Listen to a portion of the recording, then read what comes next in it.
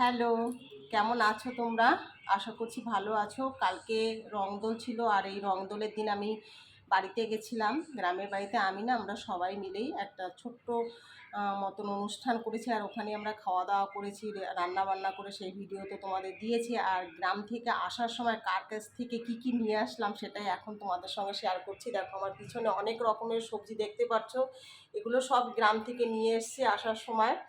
তো যখন নিয়ে আসছিলাম তখন ভিডিওটা করতে পারিনি, কারণ রাত হয়ে গেছিলো, আর ট্রেনটাও ছিল রাত 7:30টার সময়, তা তাড়াহুড়া করে চলে এসেছি।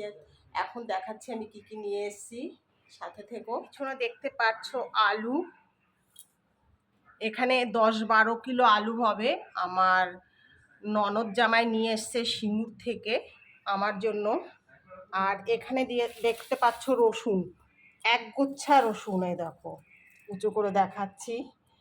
এই রসুনটা আমার একটা কাকা শ্বশুর দিয়েছে, কারণ ওনার কাছে আমি চেয়েছিলাম, উনি জমিতে লাগান রসুন পেঁয়াজ সমস্ত কিছু। আর এখানে দেখতে পাচ্ছ লাউ শাক, এই লাউ শাকগুলো আমার কাকি শাশুড়ি দিয়েছে। আর